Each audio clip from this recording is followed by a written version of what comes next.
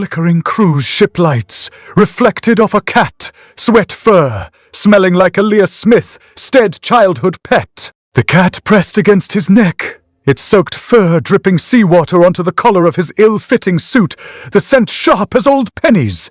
Elias traced the bookshelf wood grain with a finger, the surface rough like sandpaper scraped thin. Outside the stateroom window, fog swallowed the ship, her decks, leaving only the ghostly outline of a lifeboat bobbing in the black water. The cruise ship, stateroom 7B, lights flicker. Nothing on deck. Asterisk, the dispatch crackled from the radio on the desk, a dry static whisper. Elias ignored it. He'd heard the sound before, the rhythmic thump-thump, thump-thump of a baby. Rattle, coming from the bookshelf, chin compartment. It wasn't Rattle, it was a vibration in the hollow chest of the wooden puppet he pulled from the secret drawer. He held it up. The puppet mirrored his posture perfectly, its tiny carved head tilted just so, its hollow chest vibrating with the same rhythm as his own heartbeat. Thump! Thump! Thump! Zerisk, the sound wasn't coming from the puppet! It was coming from the ship itself, the metal bones of the vessel groaning in time with the puppet.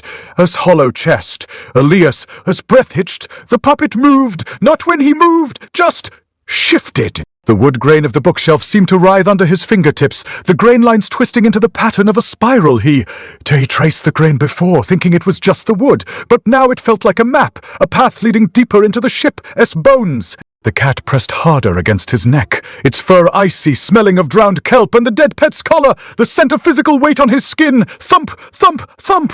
Asterisk the puppet, as chest vibrated against his palm, a cold rhythmic pulse. Elias's fingers trembled. He'd forgotten how cold the wood felt, how the grain of the bookshelf seemed to shift beneath his touch, the grain lines flowing like liquid thump. Thump! Thump! Asterisk the sound was inside him now, not just the puppet. The ship lights flickered violently, casting jagged shadows across the stateroom walls. Elias turned to the radio, the static hissing like a dying wire. Asterisk. And the lights are. Asterisk, the words cut off abruptly, replaced by a sharp metallic snappily. The lights died completely. Darkness swallowed the room, thick and absolute. Elias stood frozen, the puppet cold in his hand. The cat, soaked fur pressed against his neck, the dripping seawater tracing a cold path down his spine. Thump, thump, thump. Asterisk, the sound was gone. The room was silent. The only light left was the faint, dying glow of the streetlights outside the porthole, their reflection shimmering on the ship's deck. The cat lifted its head, wet fur dripping, and pressed its soaked cheek against Elias' neck, the scent of the dead pet, collar sharp in his nostrils. The streetlight, as reflection in the water, flickered once, a final, desperate pulse. Then the cat's fur absorbed it. The reflection vanished. The water turned black. The ship was gone. Only the cat's fur remained, dark and wet against his skin, the scent of the dead pet lingering. The puppet's hollow chest silent in his hand. The darkness pressed in, thick as the fog, thick as the weight of a life that had already ended. The puppet's joints were not wood. They were scar tissue, dry and flaking like the edges of a healing wound. I traced the seam where its elbow bent, the way the grain of its carved flesh split and rejoined, and for a second my fingertip caught on something slick, something quinrong, not paint, not glue. The stuff came away on my skin like the residue of a fever dream, a film of pale, greasy sweat that smelled of burnt copper and old bandages. My stomach lurched. I should have known. I should have known from the way the bookshelf's grain had twisted under my touch, the way the puppet's chest vibrated with the ship's heartbeat, the way the cat's fur had turned the porthole's light into nothing. The radio hissed, "Security sweep, no one on ship, light stable." But the words dissolved into static before I could process them. The voice wasn't human. It was the sound of a child's voice dragged through a sieve, the kind of thing that might slip out of a dream if you weren't careful. My breath fogged in the cold air. The cat's tongue, rough as wet sandpaper, dragged across my wrist. Salt water dripped from its fur in slow, deliberate pulses, each drop hitting the deck with a sound like a needle pricking skin. The puppet's fingers twitched in my palm, not when I moved them. Not when I thought I moved them. The twitch came after, a delayed reflex, like a shadow stumbling to catch up with its master. 2 seconds, always 2 seconds. I pressed my ear to the hollow chest. Thump. Me. The sound wasn't in my ribs. It was thunder, the vibration crawling up my spine like a colony of ants, each one a tiny, insistent pulse. The cat's fur pressed against my collarbone, cold and damp, and I flinched. The delay was worse now. The footsteps, my footsteps, shuffled behind me, dragging through the stateroom like a corpse learning to walk again. I turned. Nothing, just the cat, its eyes two black holes in the dark, reflecting nothing, the puppet's head tilted. Not when I moved. After, the wood grain of its cheek deepened into the lines of my own scar, the one that ran from temple to jaw, the one I'd gotten the night my father told me I was twin-chosen. The cat's tongue rasped my wrist again. This time, it didn't let go. The puppet's joints would pop to Dwayne, not like wood, like bone knitting itself back together. The seams split wider, the scar tissue peeling away in thin, translucent sheets, each one revealing more of the thing beneath, the same pale, greasy film, the same burnt copper stench. My fingers dug into the puppet's palm. The wood wasn't wood anymore. It was sous vide, or what was left of me after the ship's heartbeat had finished its work. The cat's fur absorbed the light from the porthole. The footsteps shuffled closer, 2 seconds behind, always 2 seconds behind. The puppet's fingers curled around mine. The scar on its cheek split open. And the thing beneath began to breathe. I tucked the puppet under the heavy wool of my coat, the coarse fabric scratching against my skin. It wasn't warmth I sought, but concealment. A foolish gesture, perhaps, as if a thing like that could be hidden. The ship's chill permeated everything, a dampness that settled in my bones, a constant ache. The radio crackled, a voice attempting to form words, then dissolving into a froth of static. No life signs. Ship empty. So the words weren't reassuring. They felt wrong. Like a recitation from a child's primer, delivered by a mouth full of sand, a rattle began, not from the radio, but somewhere within the confines of my own skull. A tiny metallic tremor, like ball bearings grinding against each other, the sound echoing not in my ears, but in the hollows of my teeth. It grew with each breath, a brittle, insistent percussion. I pressed my tongue to the roof of my mouth, trying to stifle it. But the sound only intensified, morphing into a faint, mocking chime. The cat, perpetually slick with unseen water, wound around my ankles, its fur a dark, absorbing shadow. It wasn't the cold that radiated from it, but an absence of light, of warmth, of anything. Its gaze, fixed on my face, felt like a slow, deliberate erosion. The scent clinging to its fur wasn't of seawater, but of something older, something buried, something akin to the scent of my childhood pet, a terrier named Pip, who'd been lost in a blizzard, lost and never found. The phantom smell of his fur, damp and earthy, clung to the cat's coat. I pressed my ear to the puppet's chest, a hollow cavity filled with nothing but the ship's rhythm. Or what I doubt was the ship's rhythm. The pulse wasn't mechanical. It was biological, irregular, sluggish, but undeniably there. The delay was more pronounced now. My steps, muffled by the thick carpeting, were answered by a fainter, trailing echo. 2 seconds, always 2 seconds. A ghost mimicking my movements, but lagging, hesitant, as if unsure of its own footing. The puppet's eyes, carved from some dark, glassy material, hadn't moved since I'd found it. But now, as I stared into them, I thought I detected a flicker, a subtle shift in the darkness. The eyes weren't reflecting the dim light of the stateroom. They were projecting something, a faint, hazy image, a photograph. A faded, sepia-toned photograph of me, as a boy, a child star, plastered across the front of magazines, a hollow smile fixed on my face. The puppet's eyes held that image not as a reflection, but as a captured memory. The cat's tongue, rough as a file, scraped against my wrist. It didn't just lick, it tasted, it assessed, the fur saturated with the scent of Pip, pressed against my skin, a cold, insistent brand. It wasn't just a memory the cat carried, it was a judgment. The seams of the puppet's face tightened, the scar tissue around its mouth stretching, thinning. A dark line appeared, a fissure running across its carved lips. The puppet wasn't made of wood, or not entirely. The material felt organic, like dried muscles stretched over bone. And now, a name began to form within that fissure, etched into the puppet's lips, not carved. They groaned. The rattle in my teeth intensified, vibrating through my jaw, threatening to shatter my teeth. It felt like a tiny, frantic bird trapped inside my skull. The cat's gaze narrowed, its pupils contracting to pinpricks. It wasn't looking at me. It was looking furry through me. The name on the puppet's lips solidified. A single word formed from the darkness. Pip, my father's voice, raspy with age and regret, echoed in my mind. Some names are better left unspoken. Elias. The puppet's eyes, locked on mine, began to glow with an internal luminescence, the faint image of my childhood self burning brighter, twisting, distorting. The name, Fufurfurti, pulsed with the same sluggish rhythm as the puppet's chest, the same rhythm as the unsettling pulse beneath my own ribs. The puppet's name, Forpipai, resonated in the ship's hollows, a phantom echo against the rhythmic slap of waves against the hull. I didn't think. I reacted. A surge of something, not anger, not exactly propelled me forward, and I swung. The puppet met the railing with a sickening thud.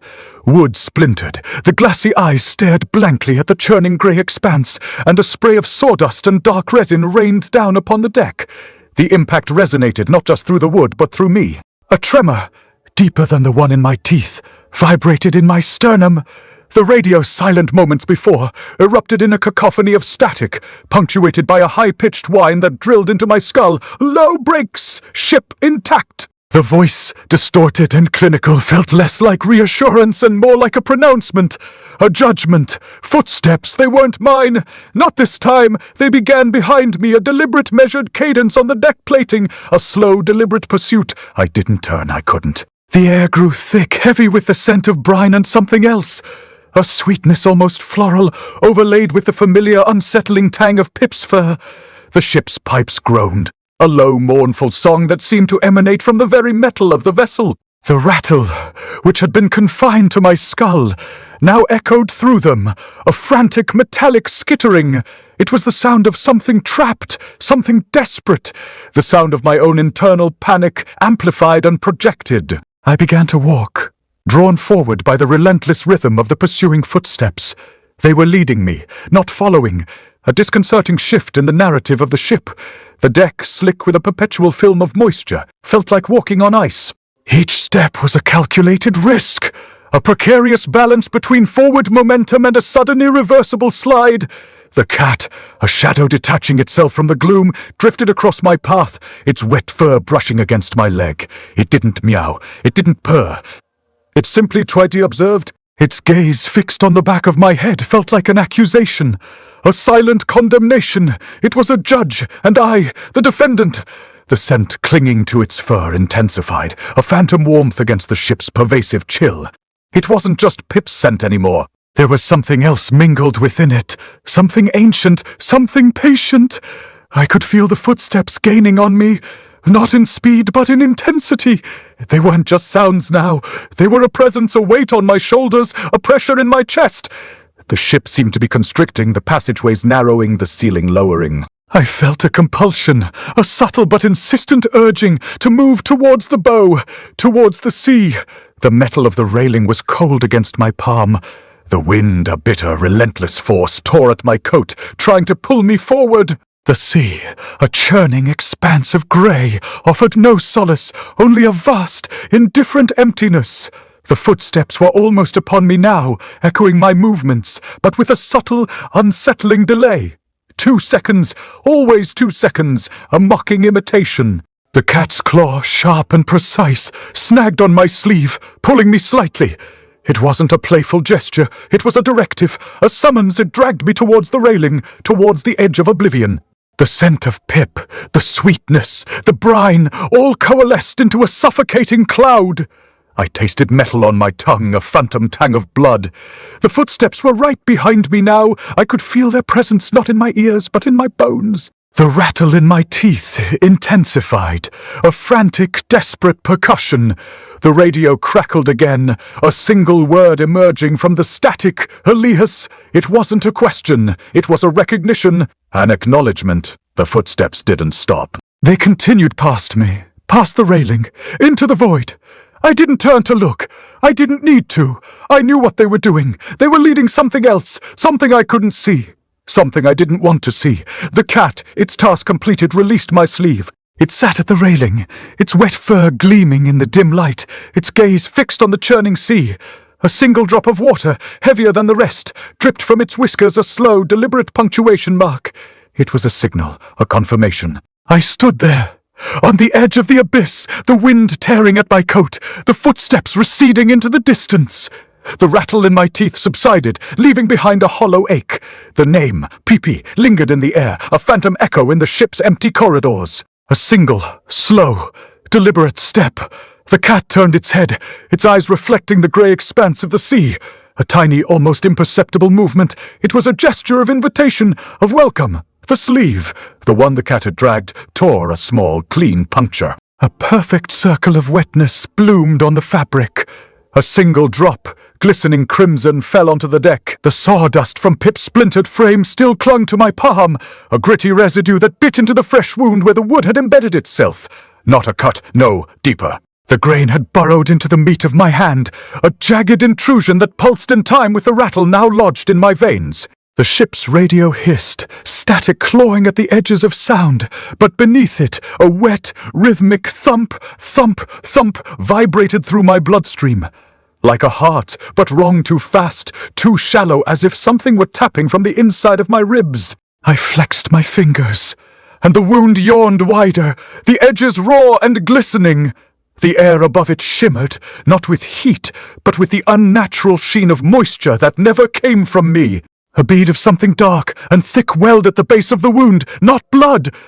Not quite, more like the syrup that oozes from a split berry, but with the metallic tang of rusted nails. My breath hitched. The cat watched, its wet fur absorbing the dim light like a sponge, its unblinking gaze fixed on the wound as if waiting for the syrup to move. It did, a slow, deliberate shift. The edges of the wood, still warm from my body's heat, twitched, the grain parting like lips, not growing, not healing, unfolding. The splinters recoiled into the wound, the sawdust dissolving into the syrup, which now bubbled in a slow, viscous churn. My stomach lurched. The rattle in my veins syncopated with the wet twin plop of the syrup hitting the deck plating. The ship groaned in response, a deep, resonant twin creak that travelled up through the soles of my boots, vibrating my teeth. The cat's tail flicked once, a lazy, deliberate motion. The syrup thickened, darkening to the colour of old ink, and then a crack. Not the sound of wood, not the sound of bone, the sound of bone, the sound of something twinned, a slow, wet tear through fabric. The wound split open, not along its length, but tweety deeper, the flesh parting like damp parchment. My fingers twitched, the rattle in my veins stuttered, then accelerated, a frantic, fritty click-click-click that drowned out the radio static. The cat's ears pricked forward, its whiskers twitching. Something moved beneath the syrup. Not a hand, not a limb, a Fushepifusekufen, the edges still slick with the syrup that now dripped from the deck plating in slow, deliberate plops. The shape was wrong. Too many joints, too many angles. The fingers too long, two-fingered, each one ending in a tiny hooked claw. The puppet, or what was left of it. The glassy eyes stared up at me. Not blank, but Tyven knowing, and the mouth was sewn shut with the same dark thread that held the syrup together, the stitches glistening with moisture. The rattle in my veins slowed. The ship's groan softened. The cat's tail stilled.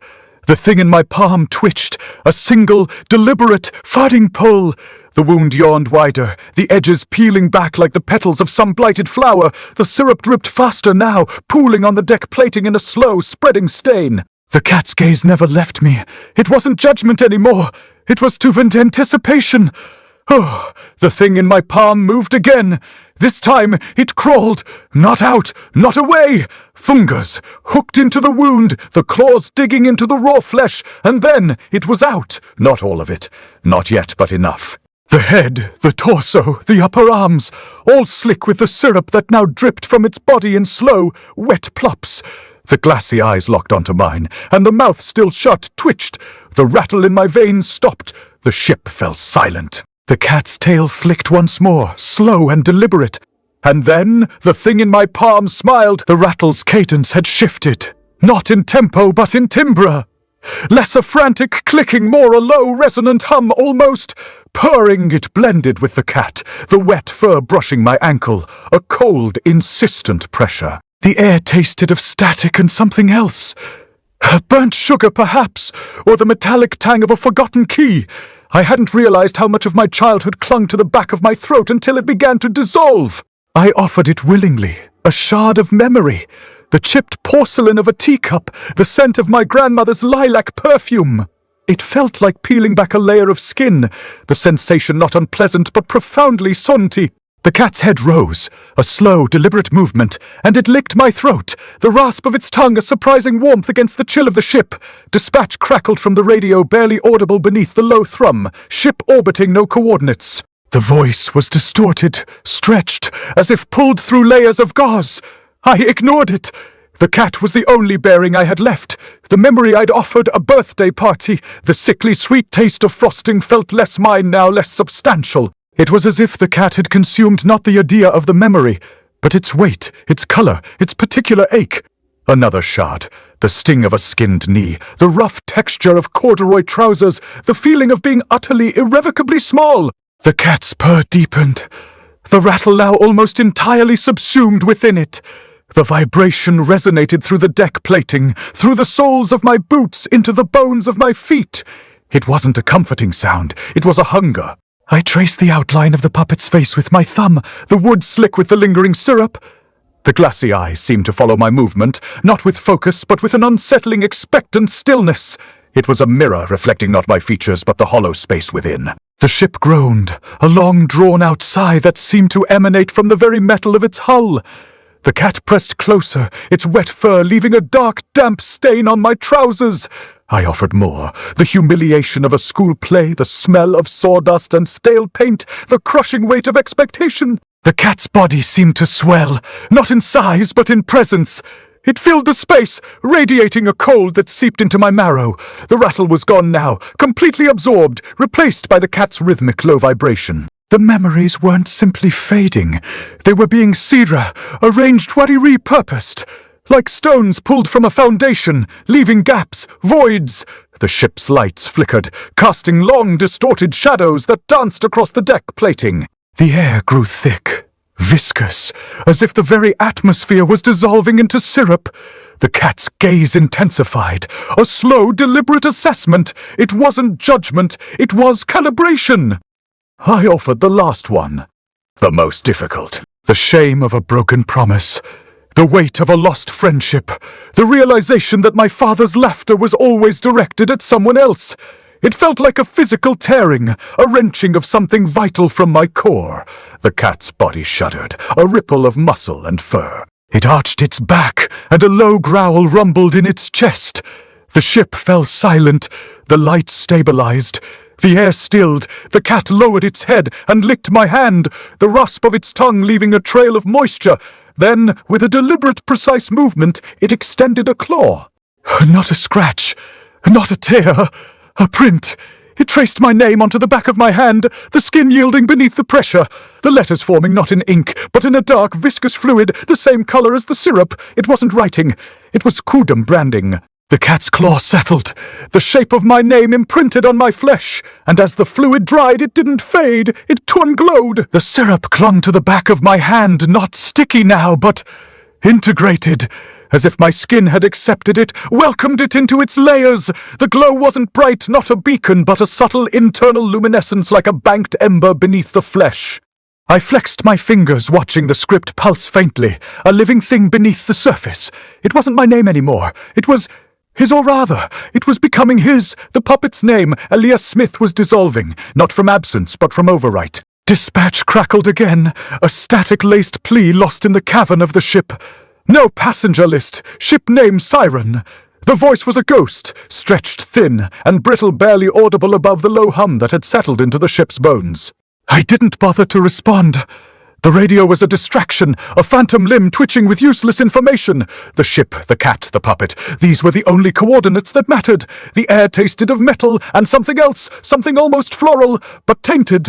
Like lilies left too long in stagnant water. The deck plates beneath my boots were cold, slick with a condensation that wasn't quite water. It felt denser, heavier, coating my soles with a film that resisted movement. I shifted my weight, trying to regain some purchase, but the floor seemed determined to surrender beneath me. The rattle, it wasn't coming from the basement anymore. It resonated within the ship's bell, a hollow metallic chime that echoed through the empty corridors. A slow, deliberate rhythm, like a heartbeat, but wrong, too measured, too precise. It didn't bounce off the walls, it seemed to become the walls, to vibrate within the metal itself. Each chime sent a tremor through my teeth, a phantom ache in the gums. I traced the puppet's face with a thumb, the wood now strangely warm, almost feverish. The glassy eyes stared back, not with recognition, but with a vacant, expectant stillness. It wasn't a reflection of my face I saw, but the impression of a hollow space. I could feel the puppet's weight within my mouth, a cold, smooth presence against my tongue. It wasn't a physical object anymore. It was an absence, a void. The ship groaned again, a long drawn-out sigh that seemed to emanate from the very core of the vessel. The metal itself seemed to be breathing, expanding, and contracting with a slow, deliberate rhythm. The cat pressed closer, its wet fur leaving a dark, spreading stain on my trousers. It wasn't warmth, it offered now, but a chilling dampness, a seep of cold that settled into my marrow. I felt the name on my hand begin to shift, the viscous fluid rearranging itself, the letters twisting and reforming. It wasn't simply displaying the puppet's name, it was becoming it. The letters were losing their edges, blurring into a dark, amorphous mass. The sensation was pleasant. A surrender. A letting go. The ship's lights flickered, casting long, distorted shadows that danced across the deck plating. The air grew thick, viscous, as if the very atmosphere was dissolving into syrup. I could taste it on my tongue, a cloying sweetness that coated the back of my throat. The cat's gaze intensified, a slow, deliberate assessment. It wasn't judgment, it was calibration. My jaw unhinged. Not a violent tearing, but a slow, deliberate separation. A loosening of the muscles, a yielding of bone. The puppet was inside my mouth, of course. It always had been. It wasn't a separate object, but an extension of myself, a hidden chamber within my skull. And now it was emerging. Not with a rush of force, but with a slow, deliberate crawl.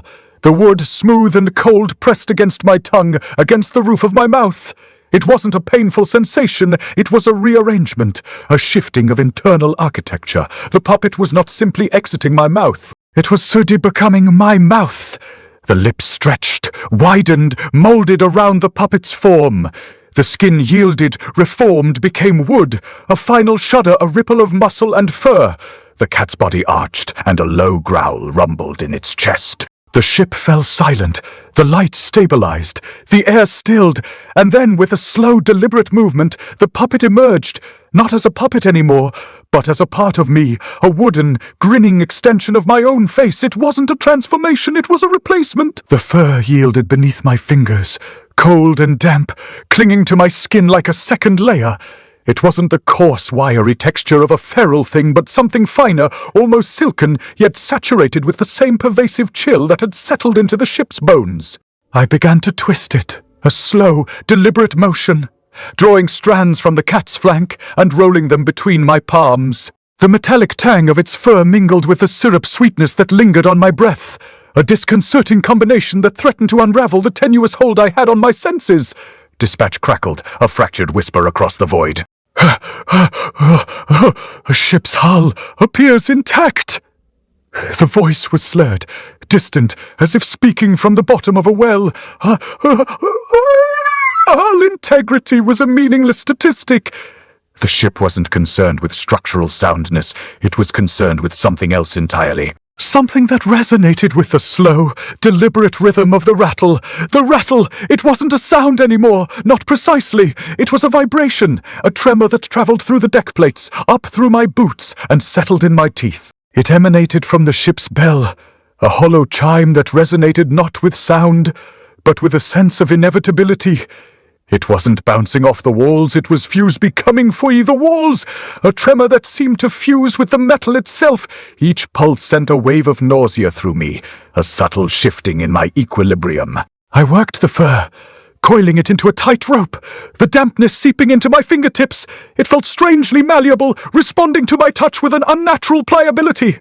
I began to press it against the hull, forcing the wet strands into the seams, into the hairline fractures that spiderwebbed across the metal. The cold was intense, a biting chill that radiated outwards, numbing my skin.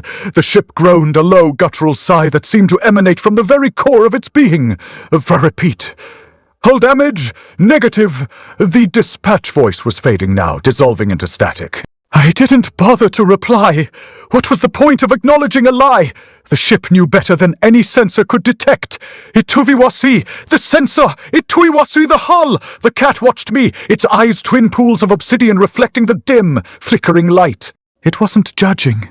It was assessing, measuring, calibrating. Its presence was a constant pressure, a silent weight that bore down on my shoulders, urging me onward. It wasn't warmth it offered, but a chilling dampness, a seep of cold that settled into my marrow. I continued to press the fur into the hull, working it into every crevice, every imperfection. The metal felt strangely yielding beneath my touch, as if it were softening, melting. The ship seemed to be absorbing the fur, integrating it into its very structure. It was a slow, deliberate process, a merging of two disparate entities. The rattle intensified, a slow, deliberate pulse that synchronized with my own heartbeat. It wasn't a sound anymore, it was a feeling, a vibration that resonated deep within my bones. It felt like recognition, like the ship was acknowledging my contribution, accepting my offering. The cat shifted, its muscles rippling beneath its wet fur. It padded closer, pressing its body against my leg, its claws digging into my trousers. I felt a tremor run through its frame, a subtle vibration that mirrored the rattle within the ship's bell. I traced the puppet's face, the wood now strangely warm, almost feverish. The glassy eyes stared back, not with recognition, but with a vacant, expectant stillness. It wasn't a reflection of my face I saw, but the impression of a hollow space. The scent of lilies, stagnant and cloying, intensified, filling my nostrils, choking my breath.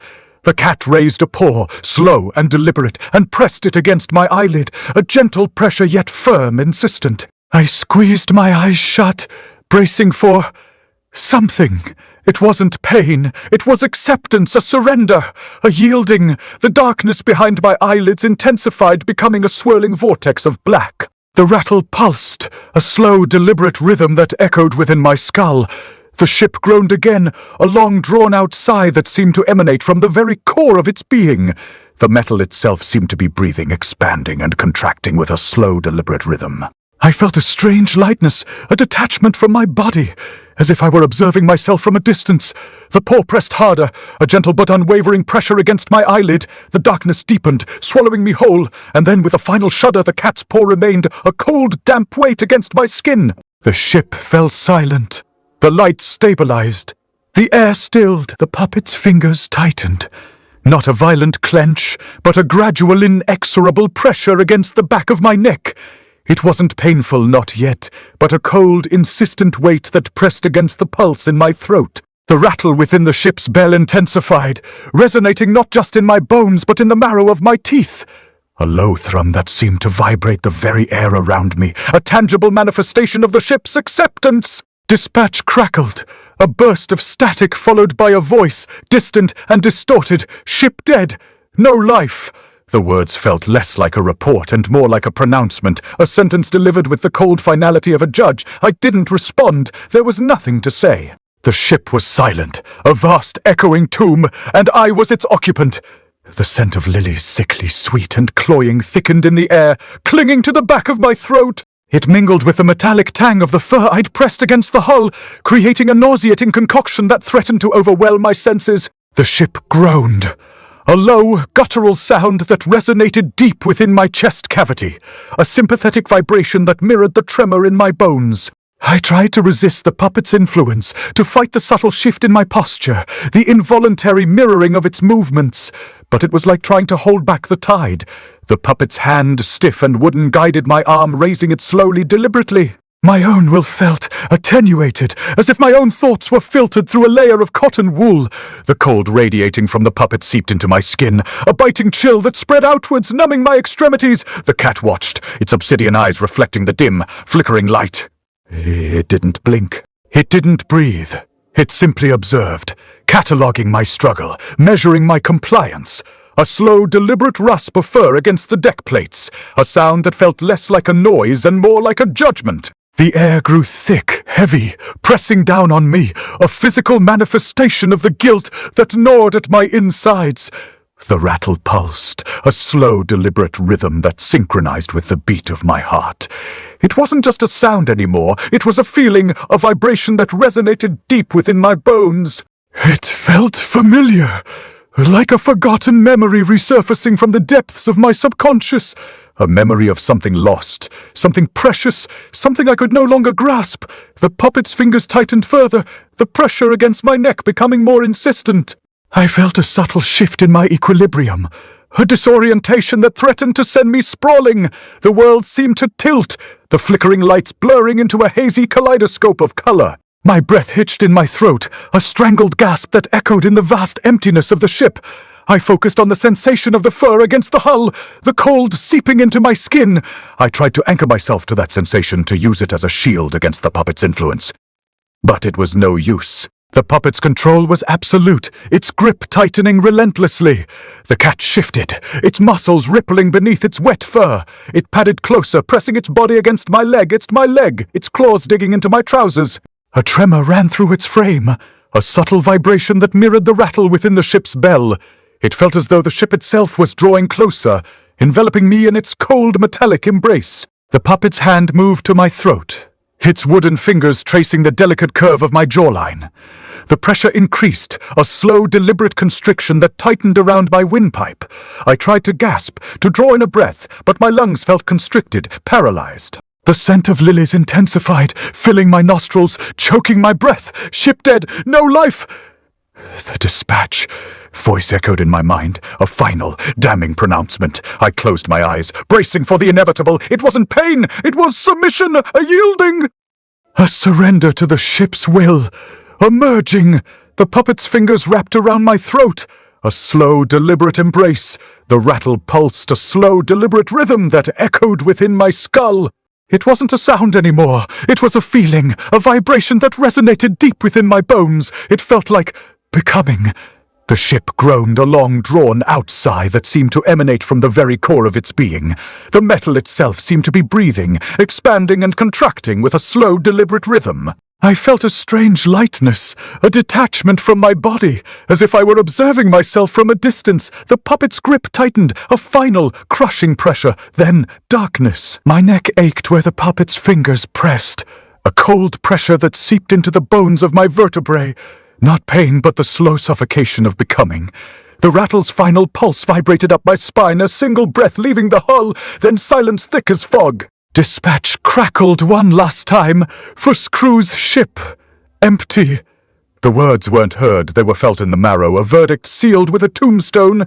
I tried to pull back, to feel the rough weave of my own collar against my skin, but my fingers were stiff wood, joints splintering into the puppet's grain. The scent of lilies choked me, thick as syrup. Mingling with the metallic tang of the fur I'd pressed against the hull. Now I was the fur, the scent, the cold weight against the ship's iron ribs. The cat padded closer, its wet fur dripping onto the deck. Each drop hit the metal with a plink, plink. A sound that echoed the rattle's last breath. Its eyes were black holes reflecting nothing, absorbing the flickering light like oil. It didn't blink, didn't breathe. Just watched as my arm, the puppetsy arm, raised itself stiff and unnatural, fingers curling into a claw. I felt my own jaw shift, muscles tightening in a silent scream the puppet had no voice for. The ship groaned. A long, slow sigh that resonated in my teeth, the metal expanding like a lung. This is how it ends, I thought, not with fear, but a sickening calm. The puppet wasn't controlling me, I was becoming the puppet. My breath hitched, a dry rasp, as the cat's fur brushed my leg, wet, cold, clinging like drowned seaweed. It pressed closer, its body a living weight against my thigh, the pressure synchronizing with the ship's final sigh, fin plink, plink. Each drop of water from its fur hit the deck, a metronome counting down the seconds. The rattle was gone, only the ship's breath remained, a low hum that vibrated the deck plates. I focused on the cold seeping into my skin, the way the puppet's wooden joints mirrored my own. My own hands, no, the puppet's hands, traced the curve of my own throat. The pressure wasn't crushing anymore, it was merging, my heartbeat slowed, matching the ship's groan. A plink, plink, plink, plink. The drops of water from the cat's fur. I stopped resisting. The puppet's fingers tightened, a slow, deliberate embrace not to kill, to complete. The cat's wet fur pressed against my leg, a cold, living thing. It leaned into me, its body a silent judgment. Then its wet fur began to spread, not like a stain, but like a tide. It covered the deck, the walls, the flickering lights, flowing like liquid shadow. The cat itself didn't move, its fur simply toy-covered, the screen of the ship's main view, a dark, wet blanket swallowing the last light. The ship's sigh became a single breath held too long. The rattle was gone. The dispatch was gone. Only the cat's fur remained, wet and heavy, covering the screen like a shroud. The puppet's fingers wrapped tighter, and I felt my own bones softened, dissolve into wood. The last thing I heard was the thud and plink of a single drop hitting the deck. Then nothing! The fur covered everything!